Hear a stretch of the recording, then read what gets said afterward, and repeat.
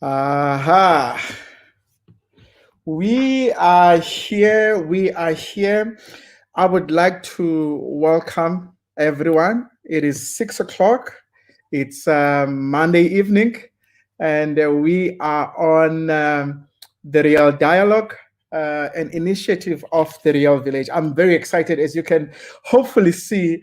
But perhaps before I tell you why I'm particularly excited about this evening's conversation, let me remind you what we're trying to do here with the Real Dialogue. Remember, the Real Dialogue is an initiative of the Real Village. And what we do on the Real Dialogue, we have a dual mission. Number one, to capture the people that have contributed to the development, not just of South Africa, but the entire continent of Africa. So to capture the continent's change makers, number one. But number two, to celebrate them as well. As I've often said here on this platform, that a people without heroes is a doomed people. And so tonight we are having one of those people who have used consistently their platform and to speak, especially on behalf of those whose voices are often overlooked or muted. And I'm speaking about none other than Dr. Allan Boesak. He's about to join me very soon. And let me welcome him. And there he is, Dr. Allan Boesak. I can't believe I'm doing this. Welcome to the Real Dialogue. Thank you so much, Reverend Kotela. I'm very happy to be with you and with the Real Village on the Real Dialogue. I've been excited to see your range of programs and discussions, and especially the people that you have engaged. And I'm honored to be counted in that row, and especially privileged to be with all you guys this evening. So thank you very much for having me on tonight. Thank you so much. We are the privileged one. We are the honored one. At a personal front, I mean, you know this. Your ministry has impacted my life, and we will touch that later on. I've been following you through your writings, your papers, your books, and I mean, who could ever forget Farewell to Innocence? We will touch that later on. That was my first interaction with your mind. And then of course, I've been privileged enough to speak where you would be speaking as well. And I was mentioning at another platform that I counted that as one of the highlights of my public speaking ministry. And that's how much you've impacted even my life. Well, how was your day? How was your day before we get into the serious stuff? Oh, fairly busy as usual, but very good. I've been preparing for our conversation tonight, but also finishing 2 presentations for Thursday morning and Thursday afternoon, and working on a presentation for another platform on Sunday morning at 11 o'clock. So it's a busy week, but a good one. Thank you. A good one. Yeah. No rest for the wicked, eh? No. Not whatsoever. By the way, I mean, I've got to say this. You are 74. You look good. You absolutely look good. And I told you that earlier on, and then you told me that the deal that you have with the Lord. Please do share that. I have a deal. No. Thank you for the compliment. I have a deal with the Lord. I said to the Lord, "You've obviously decided to keep me poor, but that's all right as long as you keep me young." At the same time, so if that is our trade-off, I'll be quite happy to be like this for a while longer. But thank you so much. If one has people who love you and support you and nurture you, and one tries to do the right thing, and you try to eat right and so forth, and do those things, those are helpful things, and you keep your mind. You keep your mind occupied not just with things that bother you and that weigh you down and that depress you, and there's lots of reasons, but you try to find what is there in life that I can be grateful for, that makes me happy, that makes me look forward to the day. And I absolutely believe that helps. Sure. And so I mean, you've mentioned positive mindset, good eating habits, and would you say, I mean, you're still working, we will touch that later on, you are still teaching. Yes. Do Yes. you think that contributes to one staying absolutely healthy? Absolutely. If you keep your mind active, and somebody said to me or asked me the other day, he says, I'm trying to write a book, he says, and I can't get past page 1. And I say to him, well, I suppose it depends on what you are trying to write about.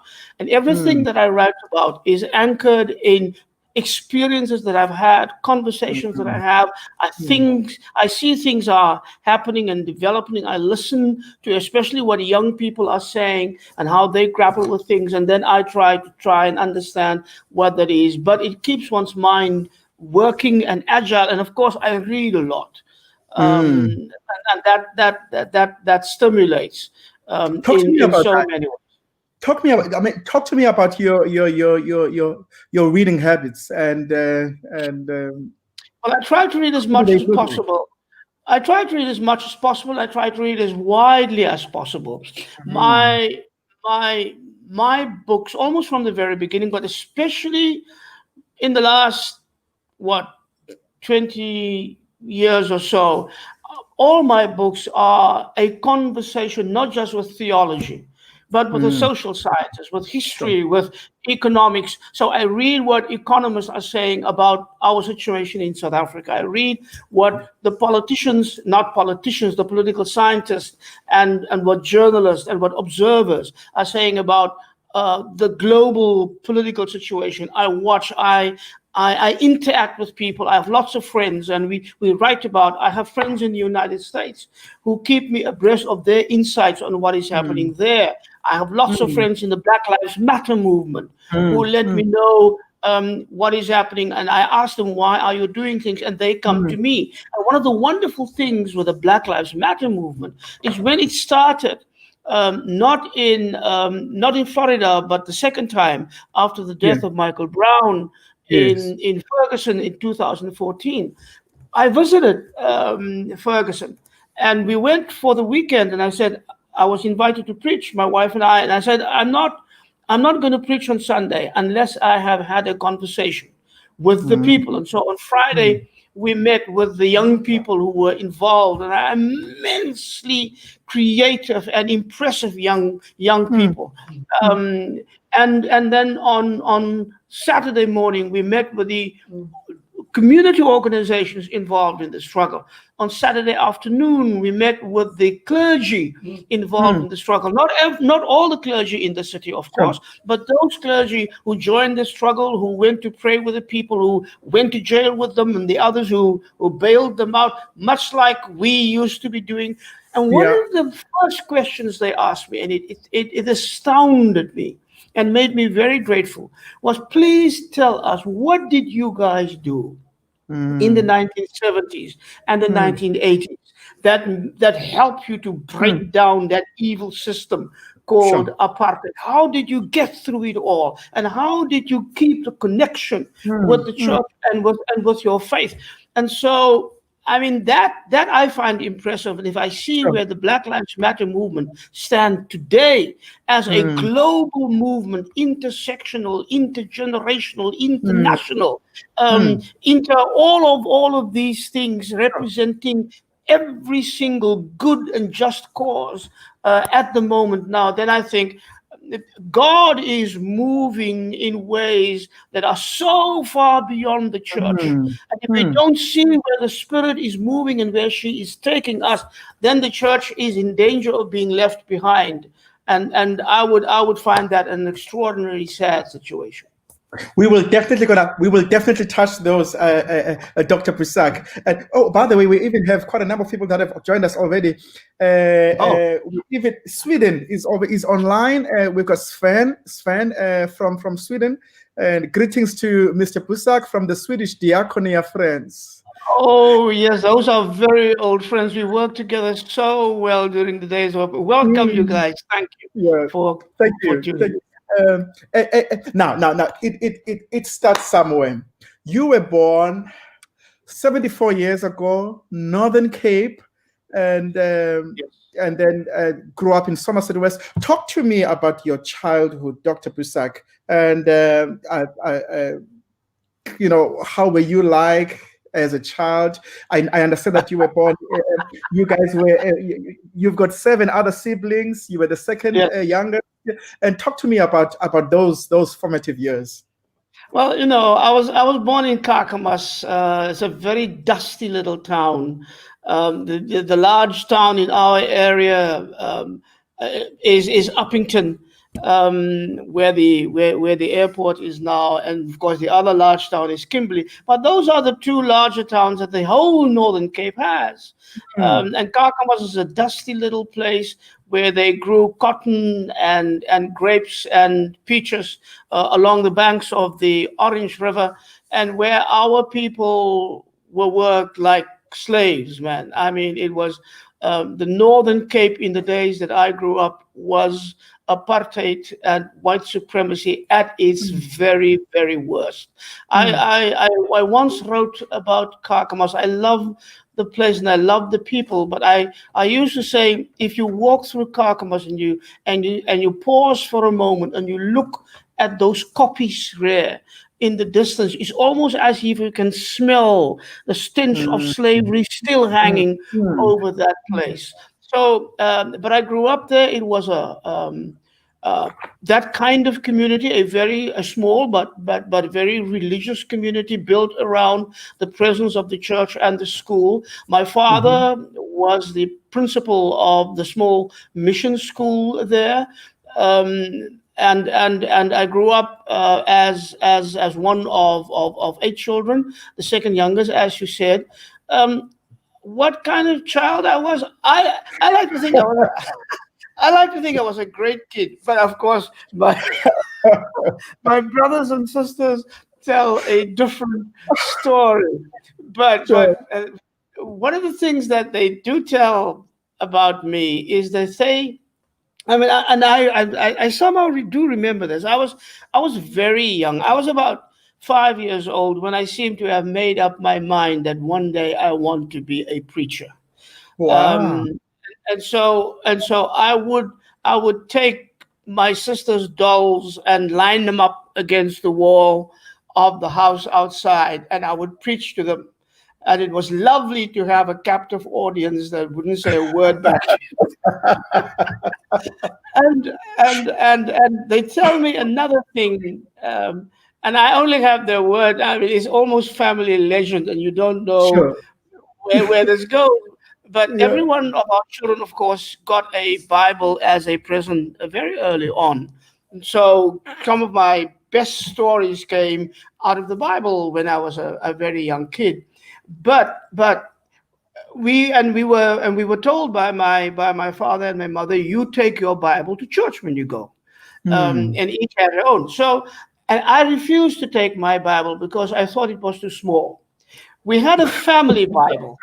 You know Sure. those big family Bibles where Yes, they I write know the those. names of the grandmother and the Yeah, grandfather and all of that. I, I I know those. insisted, I insisted, they say, on taking the family Bible to church.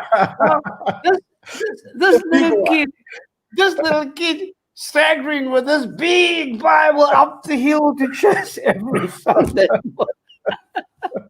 Well, I mean, so from a pretty young age, I was strongly influenced by my parents. My dad died when I was very young. I was only 6, and he Hmm. was gone. And my mother never remarried and looked after us and so forth, and became a very strong influence in all of our lives, but in mine as well. And I mean, she was not a learned woman. Did not I think make the end of primary school. So in the old standard 4, standard 5 time, she Hmm. was she was out Hmm. of school already and had to go and work.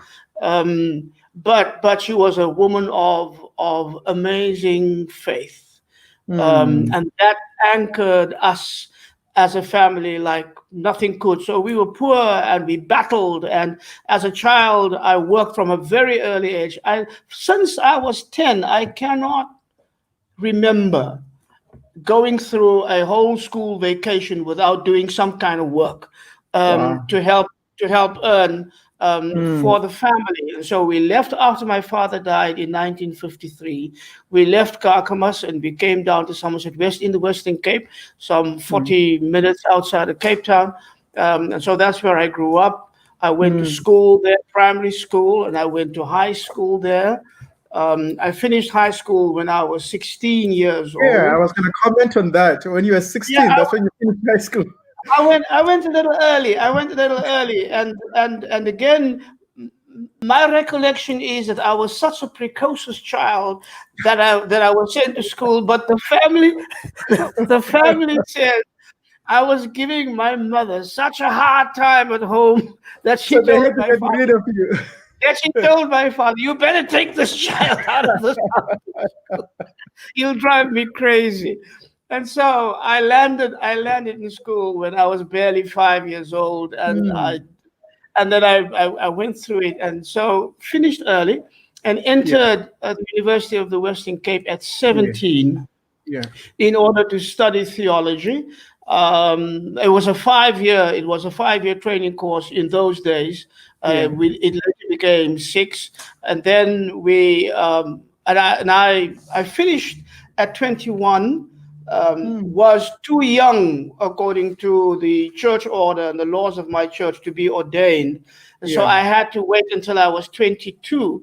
And the funny thing is, of course, that my birthday is on February 23rd.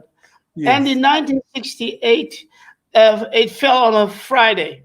And so I turned 22 on Friday, and I was ordained on Saturday, the 24th, because I already had a call to a congregation in Emmanuel Church in Paarl. And so somehow, miraculously, the Holy Spirit gave me the wisdom overnight to be fit, to be ready for the ministry at 22 years old. And so, but that has been my desire all my life. And even though, and we can talk about that later, even though my theological education, I think, was horribly inadequate. And I discovered that in the first few weeks of my ministry in my congregation. But I always had a hunger for knowledge and for understanding, and I was absolutely, I could see that what we were getting from my white professors from the white Dutch Reformed Church in those days were not going to satisfy that hunger in any way, shape, or form. And it's either that they did not share with us all that they knew, or they simply did not know enough to make me feel that I was getting a solid education. Sure. And so then you finished when you were 16.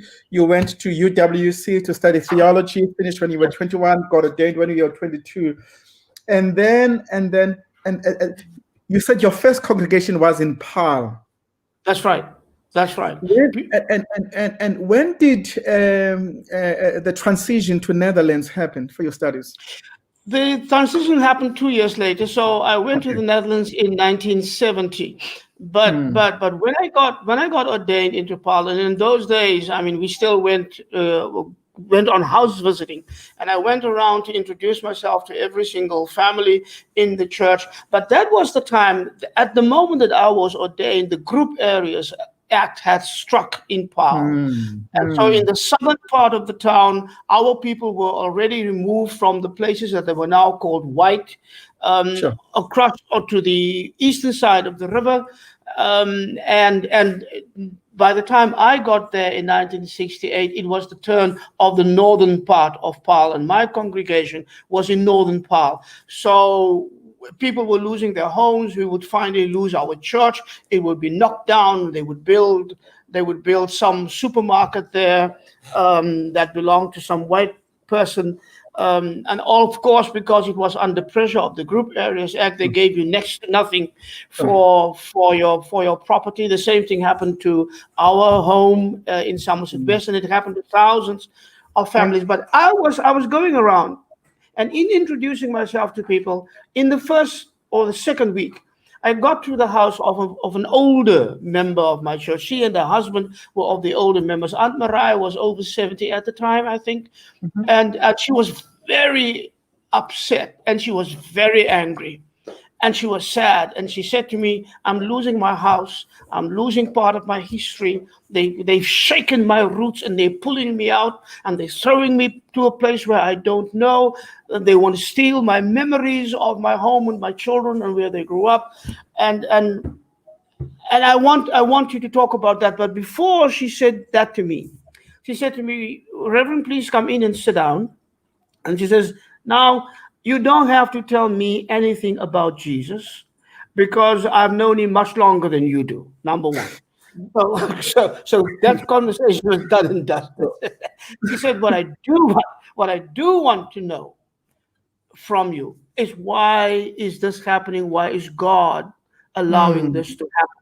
And why are these people who are doing this to us calling themselves Christians? And so we had a conversation about that. And she said to me, on Sunday morning, I want you to preach from the Bible. You must tell me, what is it that God is allowing here? Why is this happening? And what are we to do? So she was asking me about the injustice and the pain and the oppression and the land theft. And I couldn't, I tried to preach, but I know that I failed hopelessly because I did not know, because I was not trained. I did not read the Bible as a book where I discover God's call for justice, even though the Bible is full of justice from the very beginning. It's full of freedom and liberation from the very beginning. God is a God of justice, or God is not at all, is what the Bible is actually saying. But I wasn't taught that. I was taught from an apartheid theology point of view by my white professors. So when Aunt Marie challenged me, I didn't know what to say. And so from that day onwards, I said to myself, I need to study more. I need to know more. I need to understand better. If I want to serve my people, what I've got as theological training is not enough. It will not help. Our people are in a struggle here, and I'm not equipped to help them, to encourage them, or to give them hope. So that was part of my motivation for looking for possibilities. And finally, I could leave for the Netherlands at the invitation of the Theological University there. And my church, the white professors, were so angry. I left without their blessing. I left without even a letter of recommendation from my church. I went all on my own, man. And I heard afterwards how they publicly spoke about me as a young man who's too big for his boots, because he doesn't want to be a pastor. He thinks he can be a theologian. That's so. But I knew that what they tried to teach me was inadequate. And not only that, it was totally wrong, because it was rooted in a theology of apartheid, and I needed to know something else. And that's where the Netherlands and the people of the Netherlands helped me tremendously. And I will forever hold a very tender spot for Holland and for the church there and for the seminary there, the university that helped me. And so I got there in 1970, and I worked very, very hard. And by 1976, I got my doctor's degree. Yes. Yes, and then we will talk about that. We will talk about that, and because you coming back, okay. I'll touch that later because I was going to ask you this question that because you your formation is Dutch Reformed, formation Yes. and community, and of course we all know the relationship between the Dutch Reformed Church and the apartheid project. Yes. And Yes. so you've partly answered what was going to be my next question, but let me ask it anyway. Who Allan Boesak is and the work that he has done over the years, is that because of the Dutch Reformed Church or despite the Dutch Reformed Church? Are you who you are as a product of the church or despite that? No, it's despite the Dutch Reformed Church, very clearly. I mean, I grew up in a family that was a Reformed family. My father's family, my grandfather was a very, very strong and important figure in the church in Kampen, where the Boesaks come from, also in the Northern Cape. And so that tradition, of course, as we inherited it from the white Dutch Reformed Church, became my tradition. But I was very young when we started questioning that tradition. I mean, we had fights with our professors in theological school here in Belleville all the time about that. I mean, and we discovered for ourselves and that the policy of apartheid, as it was embraced and developed, especially, I mean, as a child of imperialism and colonialism from 1652, of course. And the people who came here from Holland brought the Reformed tradition with them. But that was a Reformed tradition that justified imperialism, it justified colonialism, it justified slavery, it justified our oppression, it justified genocide of our people, and it justified through a construct that they called the theology of apartheid, it justified apartheid. And so for me, the first question was, can I be black and a Christian in this country where Christians are doing this to us and justifying this all in the name of God and the Bible?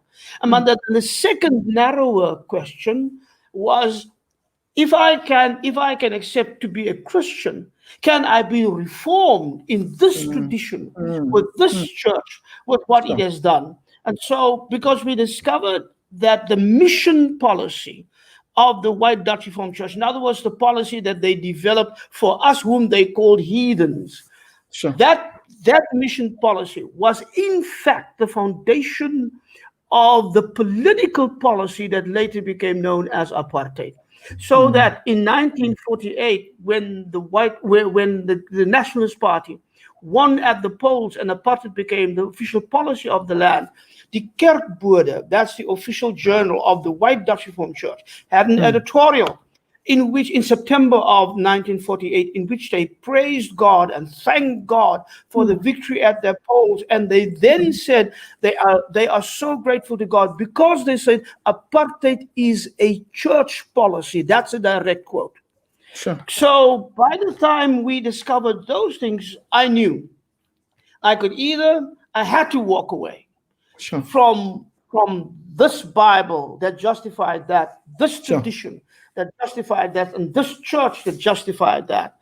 But I couldn't walk away from Jesus. Jesus had captured my heart, man. I couldn't even fashion my life without Jesus. But so I didn't want to let go of Jesus, but I had to let go of all the other stuff. And so Holland was a wonderful place for me because that's where the white Dutch Reformed Church, the Afrikaners, came from. That's their roots. And so there I had to go to Holland to ask, is their understanding of the Reformed tradition, is that real? Or is that a distortion? And I found out it was indeed a perversion. So we discovered Calvin is our spiritual father in the Reformed tradition. But the Calvin that they preached here in South Africa was not the Calvin that existed. They took him and they made of him a racist, white, supremacist, Christian nationalist, And the Calvin I discovered is the Calvin, for instance, who says, when God looks at us, it is as if God looks in a mirror and God sees a reflection of God's self. So, and he drew the conclusion that means every single human being reflects God. Every single human being has that divine thing within us. We are all children of God and we are all equal because God made us. And then he also said, if the oppressed call out, it is as if God hears God's self cry.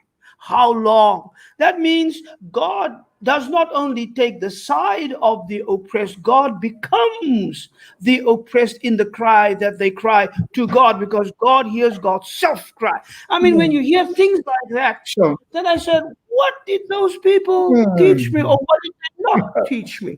I mean, there I saw a Reformed theologian who says this. He says, Jesus, like the prophets before him, like his disciples after him, stood on one and one side only. He said that's on the side of the oppressed over against the oppressor, of the poor over against the rich. And he says, and that's where we must stand. And for me, that became the theology that I embraced. And so when I began writing my Black theology, I asked the question, can the Black theology that I see developing in South Africa through Biko and in the United States through Jim Cone and those people, can that theology be linked and connected in an intimate and meaningful way to my Reformed theology? And when I put those things together, I think, yes, it can. And so that's what my theology has become, a Reformed expression, a radical Reformed expression like that. Of the Reformed tradition. Yeah. That it has been, and we will touch later on your Black theology. We seem to have quite a good Judith joining from Northern Maine, USA. Greetings to Dr. Allan Boesak. Thank you, Judith. From the US, have quite a number of people that are enjoying our conversation. We will get to the questions that they raise and their comments as well. Now, you then came back in 1976. Yeah.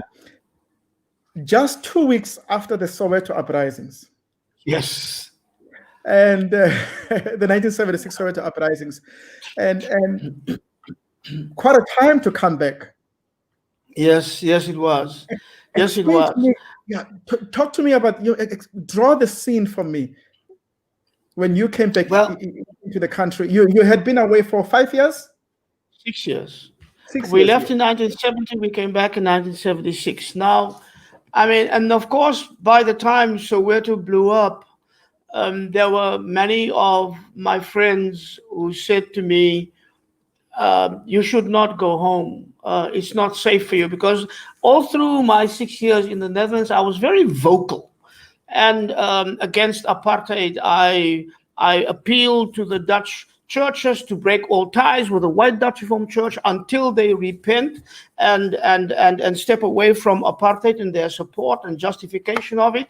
I asked for a boycott of the South African government in all sorts of ways.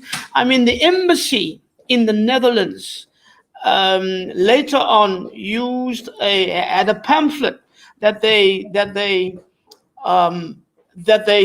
disseminated in Holland. I'm now talking of the 1980s. And on the cover of that pamphlet, they had me preaching at the funeral of the Cradock Four in 1985, July 1985, where we buried Matthew Goneway and Sparrow Conte and Muskawuli, and behind me there were some young guys who had raised the communist flag.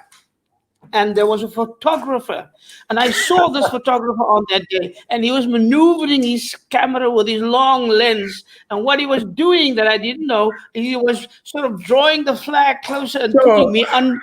So the caption The caption on the propaganda piece from the South African embassy in Holland was "Boesak under the communist flag." Now you can see the kind of man you've been listening to all these years. So they were saying to me, "Don't go home." And in fact, there was a congregation in Holland who offered me a position as their pastor. Says, if you don't want to go, because I preached in the Netherlands, I preached in Dutch, I preached on the radio, I preached on television. So I was a fairly known figure. But I decided, how can I stay here if my people are on the streets, if the young people are there sacrificing themselves and offering their lives for the struggle? I belong at home. So I came home. And it was not an easy time, but this is how God works. I got home and I got a call from a congregation here in Cape Town. I said no. I got another call from the congregation in Bellville, where UWC was situated, or is still. I said no, but I then said to the congregation, can I negotiate with you? Don't make me pastor of the church. Make me a chaplain, a student chaplain.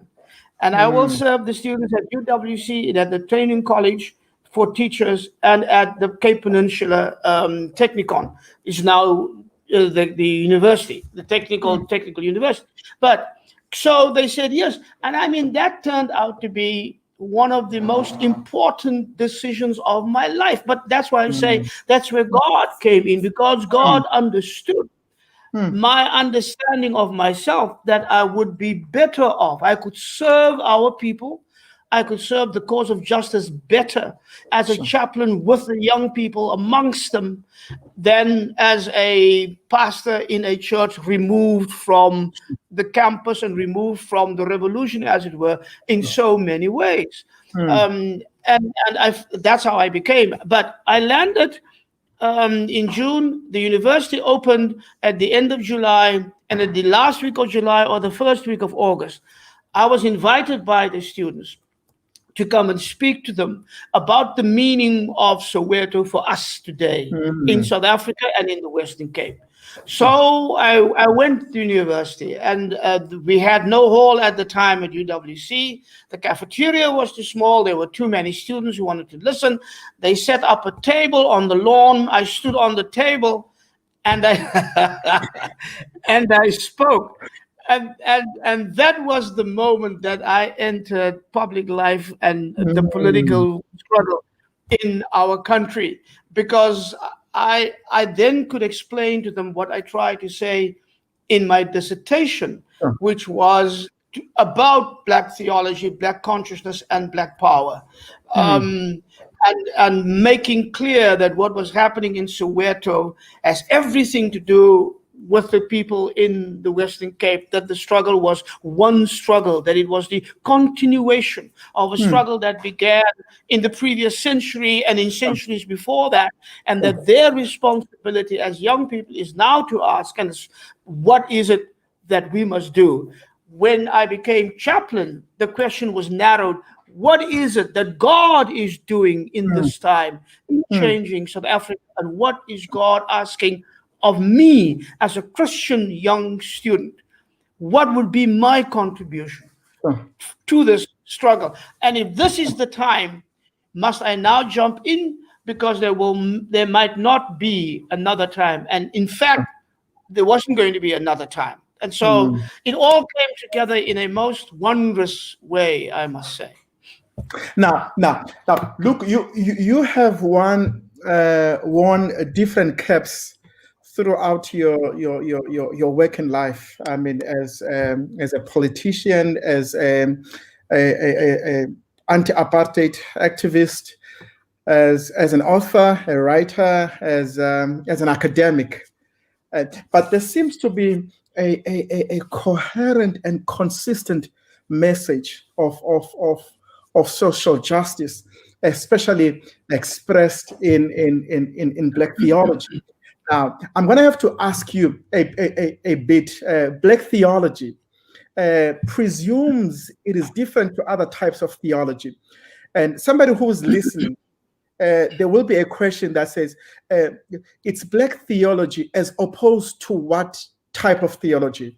And why is that important to you?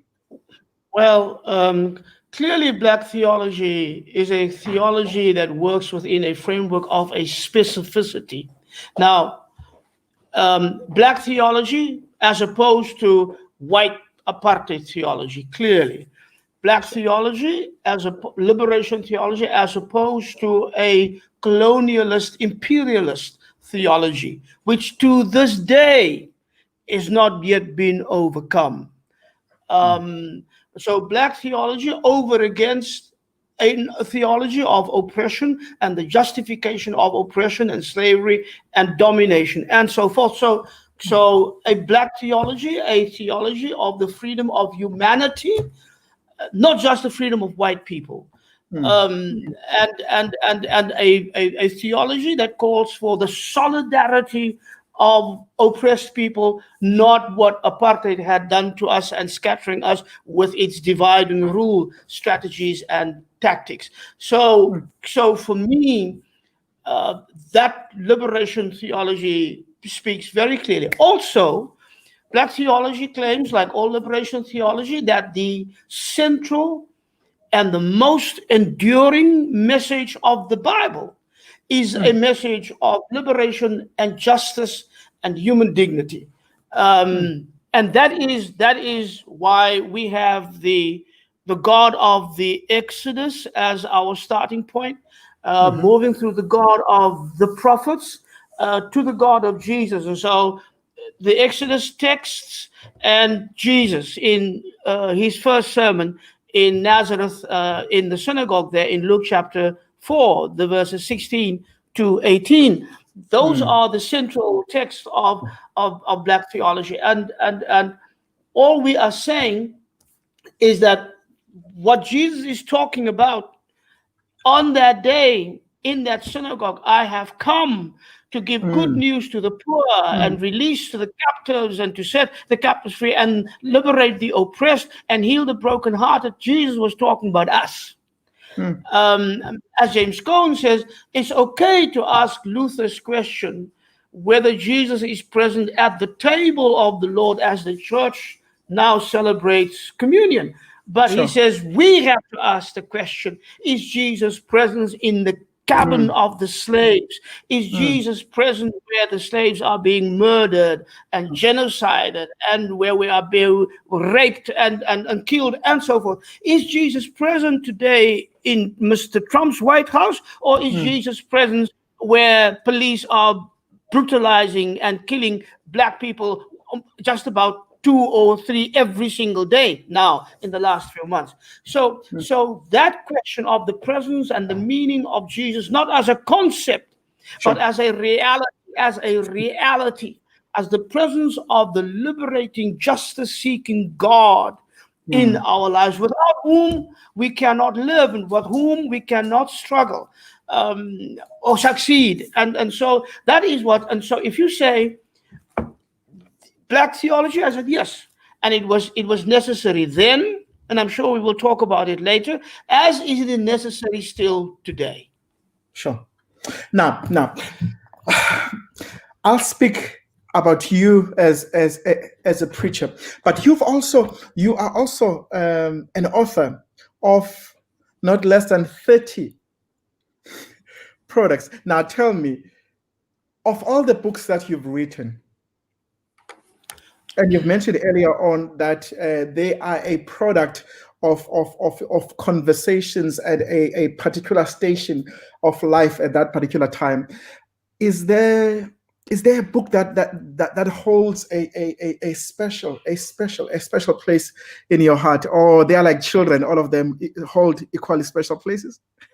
Well, in a sense they do. But I mean, if you ask me what stands out, way back in 1974, when I was still a student at Kampen, I was finishing the first phase of my doctoral studies, and in Kampen in those days, you had to do a certain level of doctoral studies in order to be admitted to the PhD program. Sure. And at the end of that, you write a thesis. It's not the same as the master's; it's a bit different, but. So for that thesis, I wrote a comparative study of the ethics of Dr. Martin Luther King Jr. and Malcolm X. Because I was just privileged to have been invited to visit the United States, studied for a full semester at Union Theological Seminary in New York City, where James Cone was teaching, and where I met all these, and I became enamored with the Black church in the United States. The music swept me away. The style of preaching totally washed away the indoctrination of preaching of the White Dutch Reformed Church. I mean, I became a different preacher. I became a different theologian. And I came back and I said, here you have these two figures clearly at the two most controversial figures in the United States, Martin Luther King on the one hand and Malcolm X. And there are some people who say you've got to choose between Martin and Malcolm. It's either the one or the other. My study revealed to me way back in 1974 already that it's not necessary for us to choose between the two. They are both in their own way representatives of the Black struggle. It's like, don't ask me to choose between Albert Luthuli and Sobukwe. Don't ask me that. Don't ask me to choose between Winnie Mandela and somebody else. I mean, they are all at the heart of our struggle. And we mustn't allow people from outside to say to us, you got to be this or you got to choose this in order to be acceptable to me. We make our own choices. We pick our own heroes and we criticize them because we love them. And we follow them because we love them, not because they are flawless, and not because they never make mistakes, but because for a moment in our history, God has chosen them to set up a light and a beacon of hope for all of us. And that is what, and that's ours, man. That's ours. Let nobody take that away. So I came and I wrote that little book. And it was not meant to be published, but my professor thought it was so good that he published it in a series in Holland. It's called, the title of that book is Coming In Out of the Wilderness. And so it is published in a series published by the seminary. And it was a great compliment to me. Then, of course, after that came my doctoral dissertation, Farewell to Innocence. And I've written some books since then, but the one that is out now, that came out last year, called Children of the Waters of Meribah, Black Liberation Theology, the Miriamic tradition. In other words, the tradition not of Moses, but of Miriam. And I raised the question in this book that Black theology might have made a mistake in not choosing the Exodus paradigm, but choosing the paradigm linked to the tradition of Moses instead of linked to the tradition of his sister Miriam. Because Miriam, in my studies, emerges as the far more revolutionary, far more authentic, far more inclusive person with a different view of God. Moses is God in Exodus and in Numbers is a violent, exclusivist, angry, vengeful God. Miriam's God is an inclusive, joyful God who dances with the people when they come through the Red Sea. Moses doesn't dance; he doesn't know how, but Miriam does, and that joy is part of what. So I'm saying to Black theology, we've got to think again, and I go back to my own thinking and I correct myself, because part of the conversation of yourself is being open to new understanding, to unlearning old things, learning new things, opening up yourself to new interpretation and new challenges and new questions. And I find that always a fascinating exercise. So those three books for me.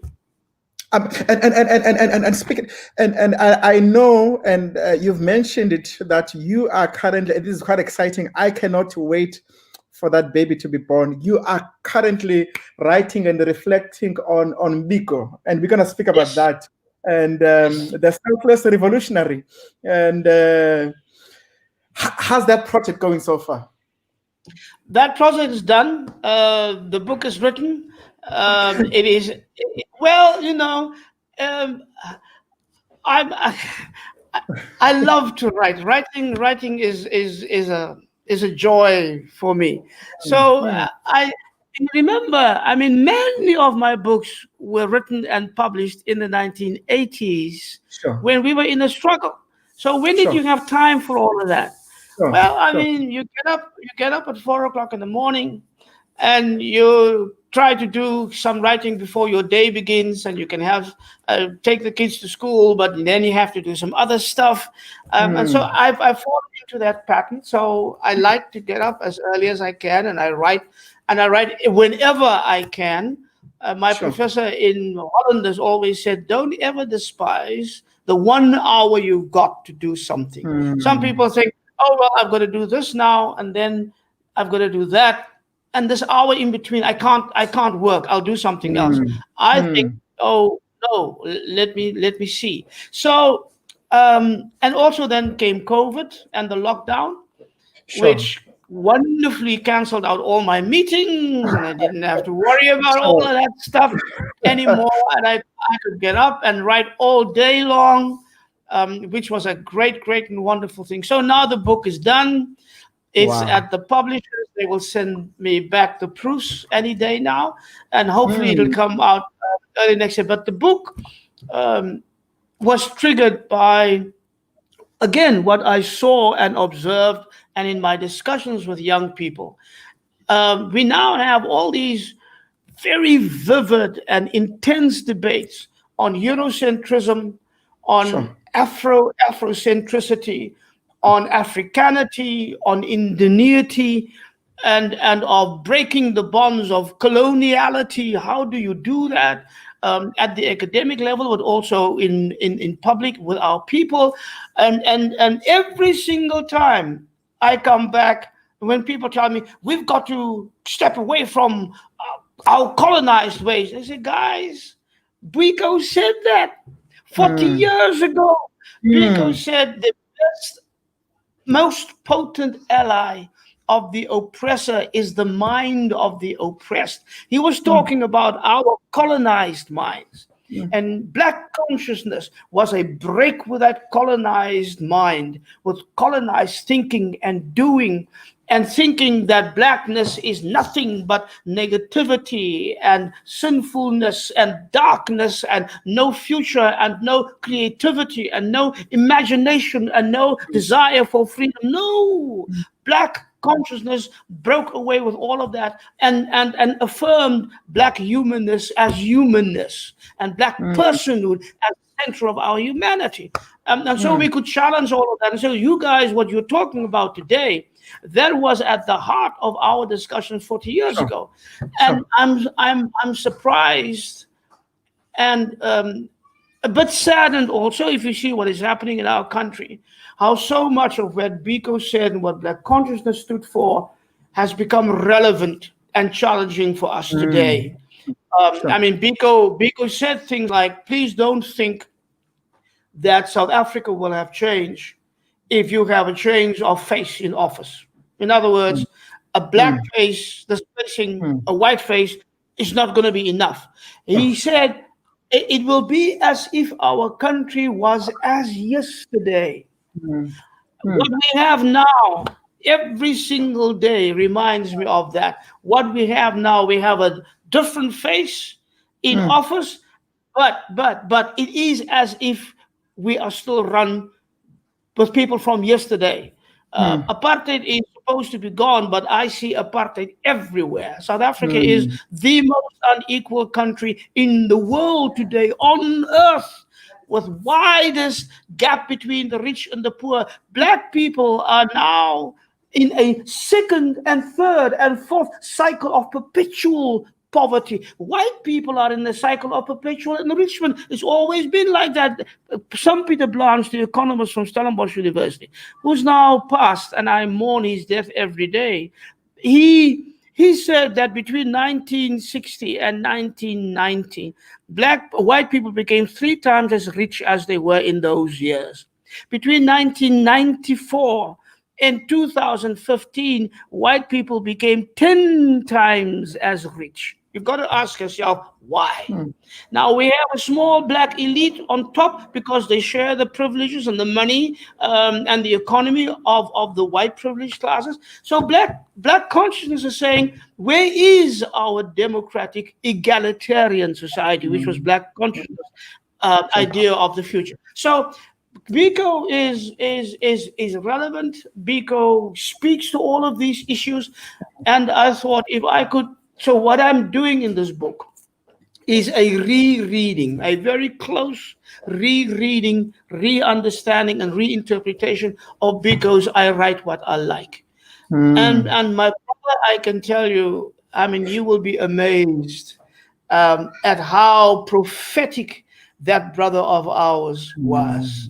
And I mean, you cry when you think, if he had lived, if he had only lived, where would we be today? So it's up to us, I think, not just the generation, the black consciousness generation of those years, but the new generation asking all these questions, to take up all those issues, to take up the baton, to be inspired by this amazing man that is God's gift to South Africa and the world today. I feel like we're having church right now, Dr. Boesak. And look, and one of, we've spoken about this, you and I, and I told you we were going to reflect on this statement. We were at Stellenbosch, and you were speaking, and there was a statement that really hit me. And perhaps as a preamble, let me say this. The church spoke eloquently and loudly, and rightly so, against apartheid. Yes. But it seems like the voice of the church had quieted in the post-apartheid years with democracy. Now, we were reflecting on this, and you said a statement that has always hit me, and I remind you of it, and I want you to reflect on it again. That it seems like this is the church now. The more mesmerized we were with Mandela, the more embarrassed we were with Jesus. Yes, that's right. Maybe and. I'm giving you a minute or so. Please reflect on that statement once again. What do you mean by it? Took me a while. I mean, I've realized that for some time, and it was bothering me in my mind, and I was thinking about it, but I couldn't come out loud and say it because it sounded such a shaking thing to say. But that was the conclusion. The prophetic church that not just participated in the struggle in the 1970s and the 1980s, but took the lead in the struggle, gave such wonderful guidance and inspiration. I keep on saying to people, without the church, the struggle might still be going on today. Mandela would never have left Robben Island. All those people in exile might still be there today. And without the church and its influence on the struggle, the character of our resistance would have been totally different. Sure. But then after 1994, we voted for our own people. We had people in office who looked like us. They were our people. We did not want to criticize them because then the opposition, specifically people from the DA, would grab on that and say, Boesak says this about the ANC, so we can say it too. And theirs may have been a totally racist motivation, as it still is mostly today. I mean, there were so many of us, leaders in the church who were in the struggle, who were now leaders in government. I mean, think about it. In those first years, We had Frank Chikani in a high place in the ANC. We had Bani Pachana as the chief of the Human Rights Commission. We had Bob. We had our sister Bum.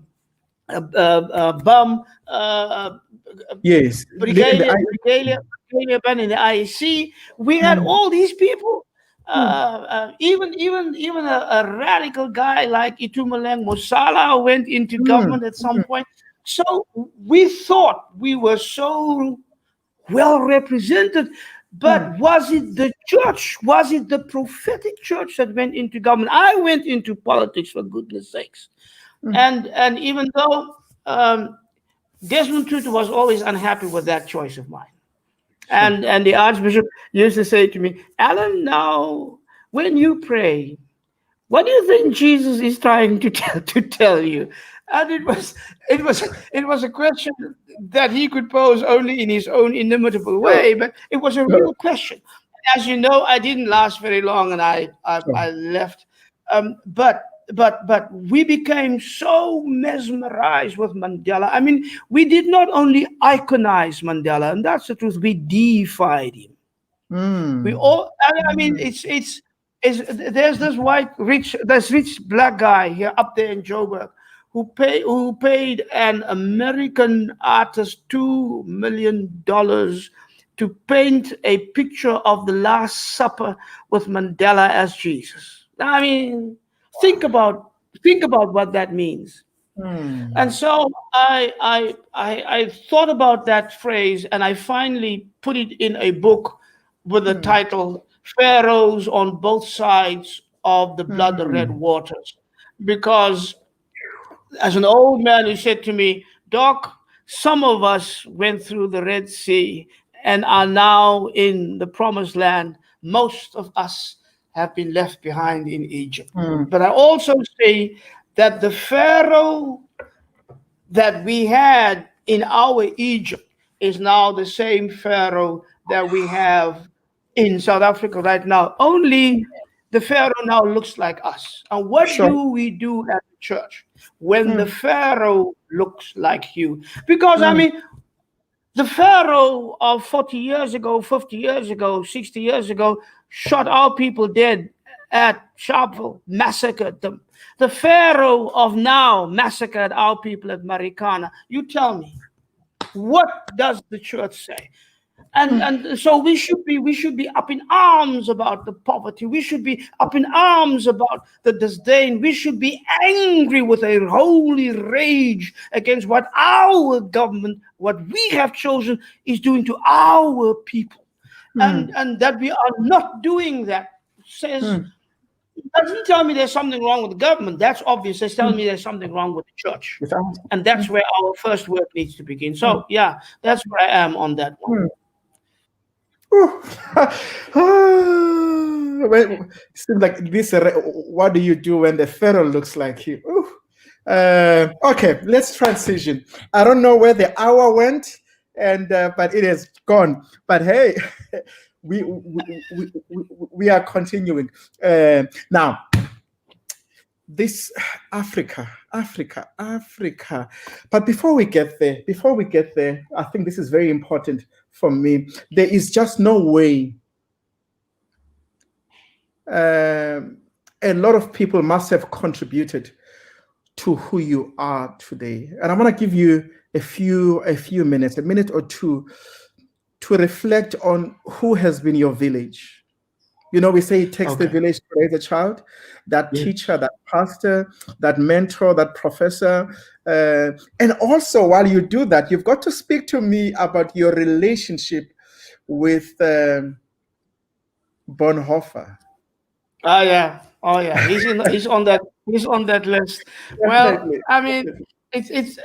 I told you earlier about the profound influence that my mother has been in my life and the life of all her children.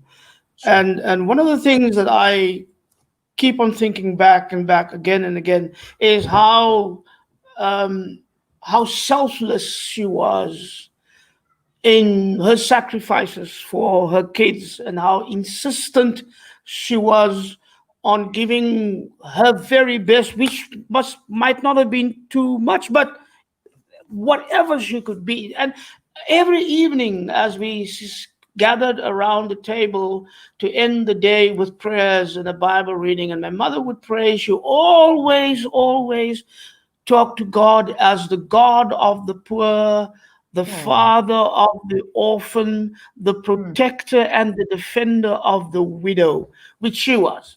And so her concept of God was of a God of justice and liberation and freedom and sustenance and nurturing and faithfulness. Because I mean my mother, people might believe this or not. I mean, there was a time where we did not have anything to eat, and my mother said we should pray. And lo and behold, the next morning, somebody had left a sack of flour at our front door, and we could bake bread and eat. Now, a thing like that makes an enormous, unforgettable impression on the mind of a child. And so my mother, and so her idea of God was of a liberator God, a God of justice. So later in life, when I was doing all these things and saying all these things and writing all these things, my mother would be very worried, and she would say to me, "You mustn't do this. These white people are going to kill you. And so you must stop this." I said, "I can't stop this." Because I said, "Just don't forget who I'm getting this from. I got this from you." I said to her. And that was, of course, another interesting conversation. But so she was my people in my congregation, like Aunt Marai, not afraid to challenge me, not afraid to say to me, "Don't come and talk to me about Jesus as pie in the sky and what you thought you've learned about him. I know him. He's in my life much longer than you. Talk to me about what Jesus is going to say about this injustice, that." So I learned from our people on the streets. I learned from my teachers. Now in high school, of course we had, like, there was Bantu education, there was colored education, was all inferior education. And the books that we were read was what white people wanted us to know and understand and about our history. And I had a history teacher by the name of Mr. Dramat. And Mr. Drummond used to say, after he gave us the lesson from the history book, he would say to us, "Now that is what they wanted me to tell you from the book. Now, now if you want to know what really happened, you come this afternoon at 4 o'clock and we'll talk." Now, how lucky is it? How fortunate is it? So I had those kinds of teachers who made me understand there's one thing that's written in the book and there's another thing that really happened. So I was in high school in the beginning of the 1960s. So there was Sharpeville, there was Albert Luthuli, there was Port Collier in the Cape, there was the PAC, there were political things going on. And then there was the huge, momentous oppression that came after that drove black politics underground. And I had people who could explain to me what all of that meant. So I learned and I learned and I learned not enough. Also, during the 1960s, early on, 1964, I met Reverend Bayers Nodir from the Christian Institute. Yeah. The importance of that meeting was I was a very angry young black man. And I not only mistrusted white people profoundly, I think I hated them for what I know that they were doing to our people and what they were doing to my mother. You can see that every single day. And if you're not angry, there's something wrong with you. So I met him, and here was somebody who was willing to give up his life, his position, his power, his identification with power and with his own people, to take a stand next to the blacks in their struggle. Sure. So you have to ask the question, if he is like that, then it means not every white person is as evil as the ones I knew and saw every day. And that means that if he can change, that white people are redeemable. And that's an important insight. White people are redeemable. And if they do, I coined a phrase for that in 1980, 81 or something like that. I talked about white people taking upon themselves the condition of blackness.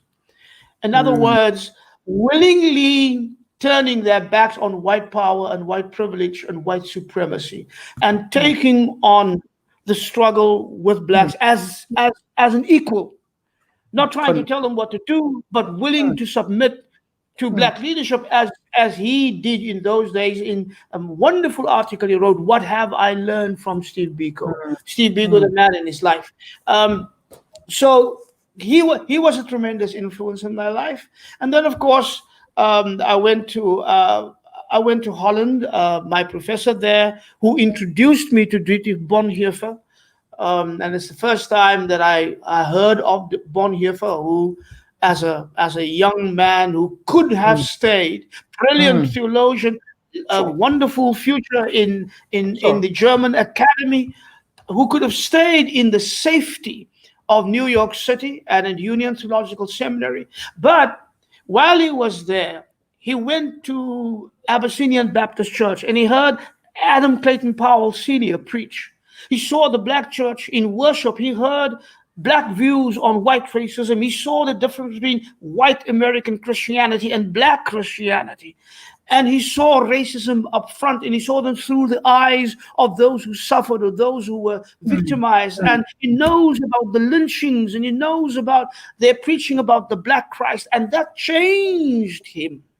And I mean, he was a German aristocrat, and for a German aristocrat to allow the Spirit of God to speak into him and to change his view and his thinking and his life, I found that amazing. Only God can do that.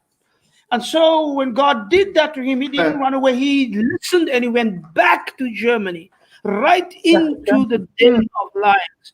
And finally he joined the resistance. And of course, he got murdered by the Nazis. But he became, for me, one of those guiding lights. Albert Luthuli was another influence on my life. Of course, Martin Luther King Jr. And I must say, and Jim Cone was a brilliant theologian with his writings. And I must say, there are two things that friends say to me that I think is probably the most astounding compliments ever given to me. And if somebody asked me, how would you want to be remembered? I would say like this. Elia Tiema was a colleague of mine. And when I came back after 1976 and we did all these things into the 1980s, Elia Tiema said to me, Allan, I want you to know you are our water, our soap, and our wash rag. And you are washing all the stuff that was piled upon us for centuries. You are helping to wash. I mean, that was. And the other day, Tenyuko Maluleki, who's now one of our foremost theologians in this country and on the continent, I think, who's now at Pretoria University as well. He wrote something and he said, Allan Boesak is our James Cone and our Martin Luther King rolled into one. Now, if anybody wants to say anything about my life, he can just quote, or she can just quote those two things, and then I'll be happy. So all these people who've had an influence on my life, and as I say to you, people who impact my life on a daily basis is these young people, these young revolutionaries, whether I find them in Soweto or in Mangaung or in Port Elizabeth or in Cape Town or in Bonteheuwel, or whether I found them in Ferguson, Missouri, or in Los Angeles or in San Francisco. Those young people on the streets right now, in the Black Lives Matter movement, they are for me the sight of Jesus on the streets, overthrowing the tables of imperialism and bringing down the idols of colonialism and imperialism as personified in those statues that we were made to worship as if they were our real heroes in history. And it's that kind of thing that makes me think. I mean, you can say whatever you like, and sometimes we forget God, or we thought God was challenged and had failed the challenge. And then we re-embrace God because God was tried and tested. But this is God at work. And the question always is, can Christians see where God is at work, what God is doing, and what God is calling us to do at this particular time of our lives? Let me, so many comments here, Dr. Boesak. I thought this is quite refreshing to hear Dr. Boesak identify as Black when many colored folks do not deem themselves represented in the statement Black Lives Matter. But there is a question that he also asked, Dr. Boesak, should protest be violent? How violent is the expectation of peaceful protest upon a people brutalized by injustice? Well, let me say this. In my entering the struggle, I was influenced profoundly and permanently by the politics of Albert Luthuli and the politics of Martin Luther King Jr. So, and as I studied and I read the Bible, understood that more and more, I understood that to be the politics of Jesus. So I've written some paragraphs in different books on the necessity of nonviolent struggle, also because I believe that in a practical sense, nonviolent struggles in the course of history have been more successful. Think about that. Have been more successful than violent struggles. But so for me, that is an important thing. And Albert Luthuli has said it. Martin Luther King has said it. Jesus said it. James Baldwin has said that he knows the brutality of whites over against Black people in the United States, and he sees the impact of that brutality on whites themselves. And he says, I look at my people and I know for a fact that I do not want any Black person to become that. So Luthuli talked about the tendency to romanticize violence as vaingloriousness. That's his term. He says we must not be vainglorious. We must not tell ourselves that the rivers of blood will cleanse us and make us ready for a revolution and for a new life in a new country. It works out differently. So that's the one thing. I understand, though, because the question also says, when you are facing an evil, brutal system like we did in apartheid, and like Black people are now facing in the United States, you must expect that violence will be their method of responding. Why? Because they have nothing else. If you look at Black Lives Matter today, even if you Martin Luther King, when Martin Luther King took the people, the masses out into the street for marches, and he was met by by the white so-called authorities. They always came with dogs and guns and gas and water cannons. Like here, we went in 1979 on one little march. We were 19 people marching from Athlone to Guguletu because there were 3 Black kids killed by the police. The police had then banned the funeral. In other words, told us only the family could be present at and we said no. We are in Black solidarity. We will go be with the family. We will protest the actions of the police. This is 1979. Only 19 people, because the situation was so brutal. Only 19 people pitched up. My brother, when we came on the bridge between Guguletu and Athlone, there were policemen, they had guns, they had dogs, they had Caspers. The only thing missing was the helicopters. The only thing. And I looked at them and I thought, and I was leading the march. Well, I and Imam Hassan Solomons were leading the march. Behind us was Professor Farid Esak, who's a renowned theologian today, but then was a fiery young man. So, and we were linking arms. I was carrying my Bible. He was carrying the Quran. So in interfaith solidarity, we went, and when we saw the police, we knelt down and we all prayed. But I asked myself, why would 19 people merit a response with guns and dogs and Caspers? Why? Why are they so afraid of us? And why is violence always their method of it? Because they have nothing else. Evil cannot be defended other than by violence. And they think that because they have power and they have all of this behind them, that they will beat us into the ground. Well, they failed, my brother. 1979, 19 people on that bridge. And by 1990, when Nelson Mandela left prison, we had the 80s behind us, and there were 250,000 people loose in Cape Town. In Cape Town alone on that day. I'm not counting all the other places in the country. And apartheid's back was broken the moment the 1976 generation said, we will go out there, we will challenge this dragon, we will fight him, but we will fight him in our own way. And we overcame. So, yes, you must expect violence. You must expect to be thrown in jail. You must expect to be tortured. You must expect to be murdered. In 1985, March 21st, I was so angry when I spoke that day. Desmond Tutu and I were called to Langa Township in Uitenhage because the police had shot and killed 42 people. They released the bodies of only 27, and we buried that 27 that day. We still don't know today where all those other bodies are. But you know, I looked at those coffins and I counted them. And I said to myself, don't ever forget this. Don't ever forget this.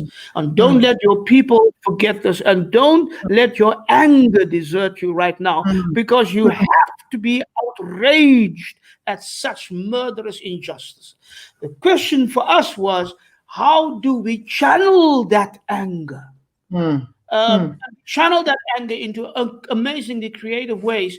And I mean, let me just say, when we called for a day of prayer for the downfall of the South African government in 1986, we called for that day of prayer. Newspapers were going crazy. They were saying Boesak was calling for revolution, and he's a this and he's a that, and all of that stuff. But we prayed in 1986 for the downfall of the apartheid regime, and we believed it because we believe fervently that prayer has power, and the prayer of the righteous. And we prayed, and by 1989, P.W. Botha was out with a stroke. F.W. de Klerk came in. And everybody says that F.W. de Klerk was so clever and so smart, and he did the thing that, no, it's because prayer brought him down, because we took our prayer into the streets of protest and the streets of confrontation and the streets of resistance, because that's what prayer is. Prayer means putting yourself at the disposal of this freedom-loving, justice-loving God, and let God do through you what God wants to do. That's prayer. And you trust this God. That's what we did.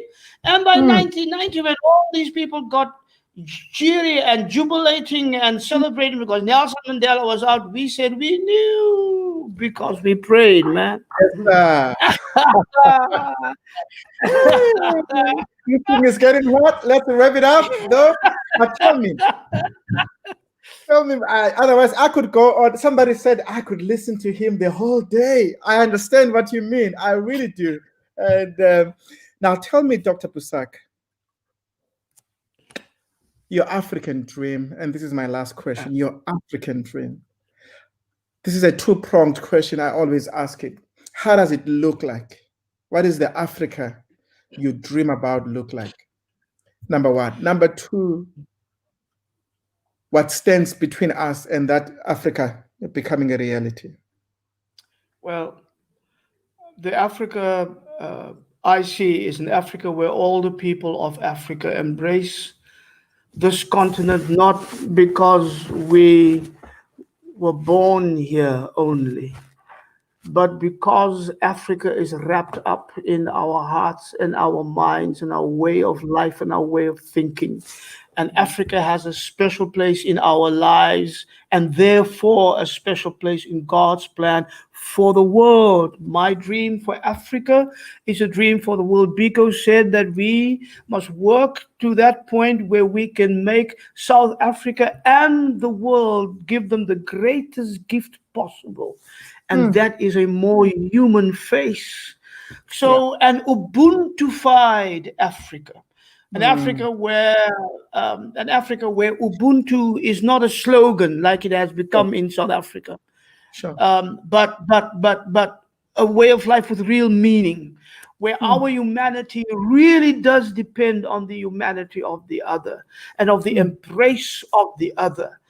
And for me, I mean, this continent has amazing, brilliant people, but think what we have gone through since the advent of white supremacist imperialism. Think in the Congo alone under Leopold II, 10 million people massacred, died in horrific circumstances. How many chopped off hands? How many chopped off limbs because he got angry that they wouldn't go and work in his mines? That's 10 million. That is 4 million more than the Jewish Holocaust under Hitler. And why did nobody tell us in our history books? Why is it nowhere to be seen? Why do we have to dig and dig and dig and dig in order to find that out? Now Black Lives Matter knows that, and Black Lives Matter brings that up, and Black Lives Matter said we fight for Black Lives Matter today because the lives of 10 million blacks a century ago should have counted and did not count. So it mattered then, it matters now.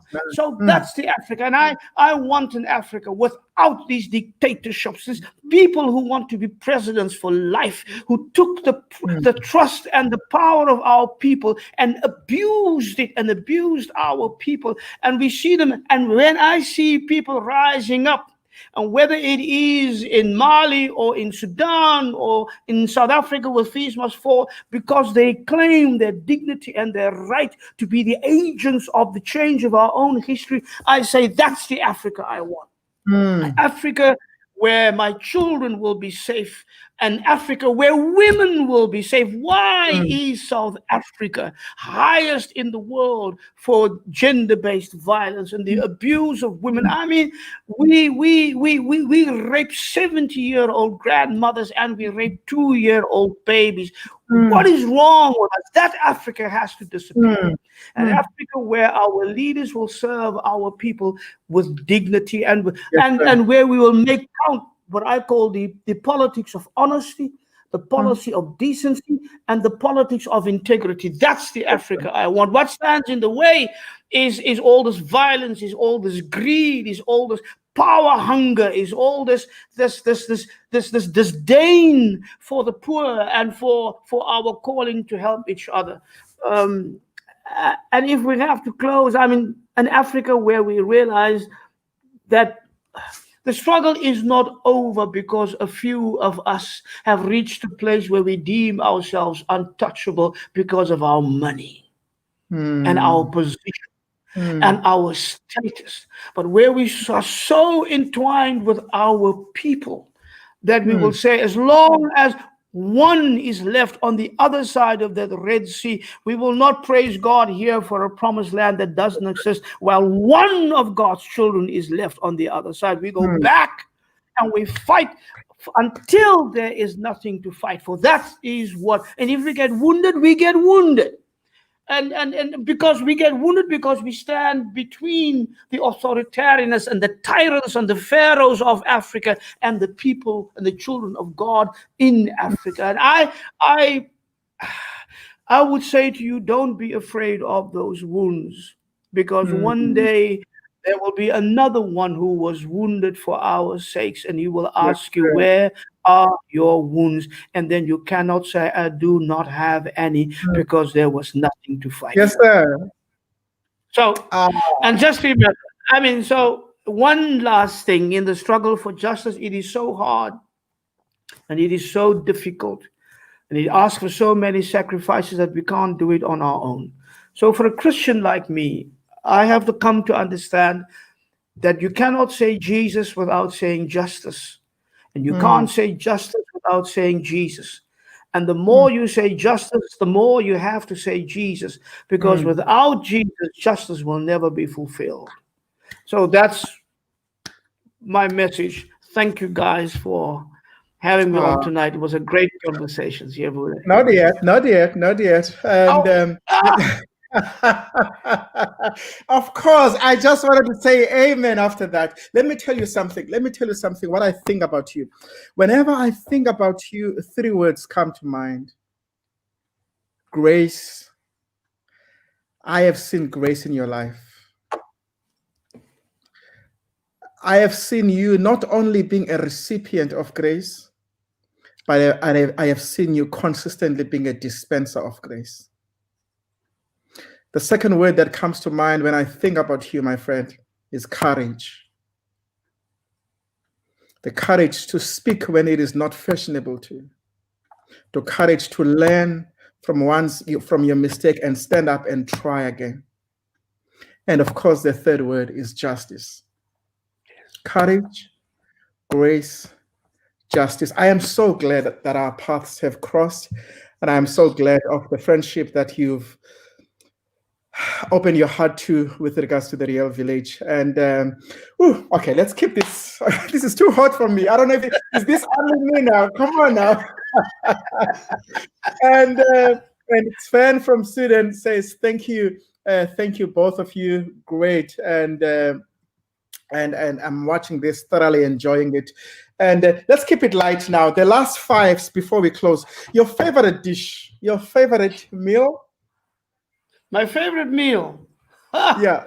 I suppose I like to cook, so I cook just about every day. Yeah. It's a great way to unwind at the end of a long and busy day. And sometimes the more complicated the recipe, the better it is for you, because you take your mind off just about everything. And the wonderful thing about, of course, cooking a meal is you're not cooking for yourself. You're cooking and you share it with other people who. That's my wife. That's my wife, and she says amen to this. So my favorite meals would be to make any kind of curry, actually. That would be nice, and I love all sorts of breedies. So although last night my daughter came over and she cooked a meal with a chicken that was a recipe of my own device, so it's something that I thought up, and so she tells me it will be handed down in the family, and that makes me happy. So yeah, it's a great thing, and men should not think that we do our bit by jumping out and whenever there's a braai, that's what we do. And that's all we do. No. Go into the kitchen, guys. Prepare the meal, and don't forget to wash the dishes. My wife always says, God made your hands too, and they're not allergic to dishwashing. You got me into trouble there. Okay, all right.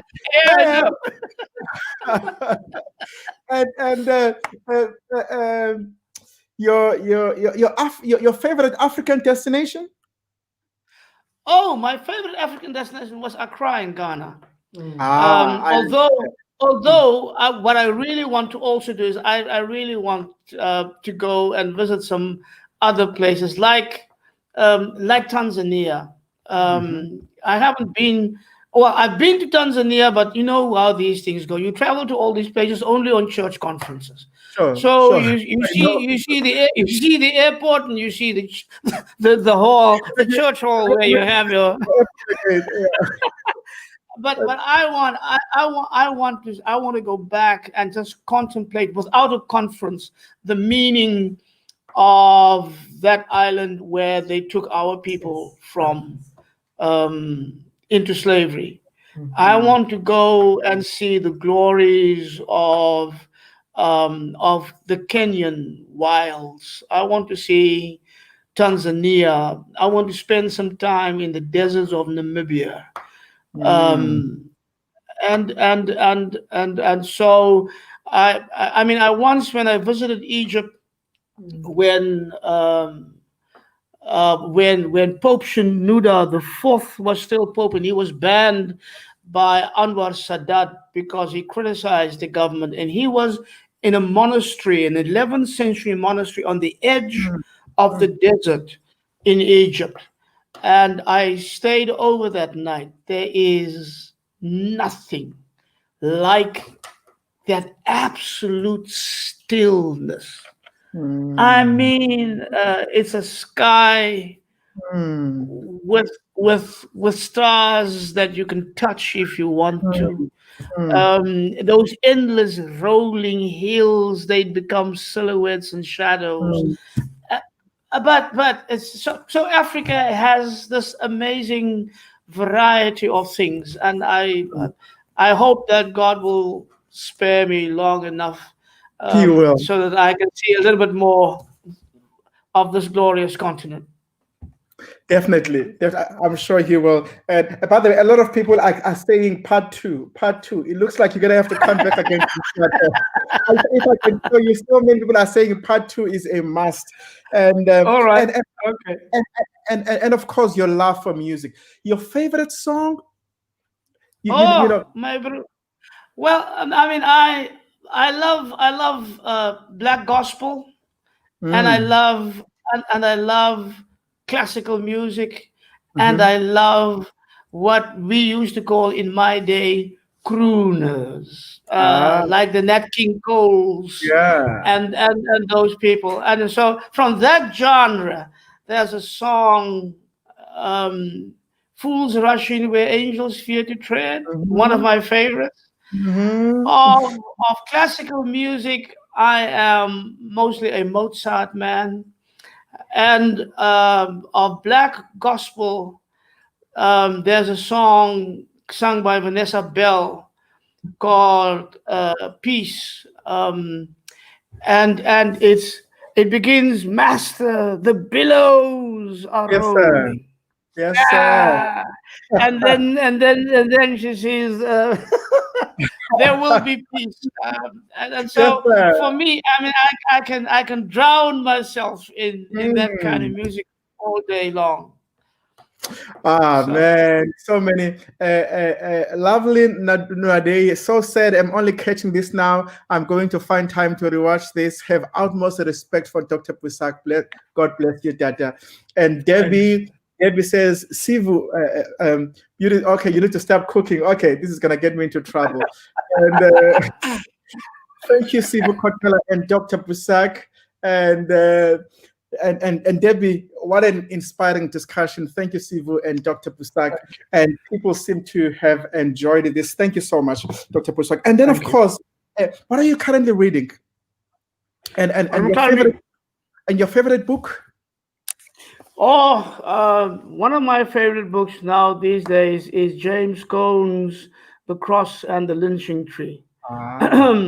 because I mean it becomes so valuable now with Black Lives Matter, Hmm. because he describes Christ as that first black lynched person.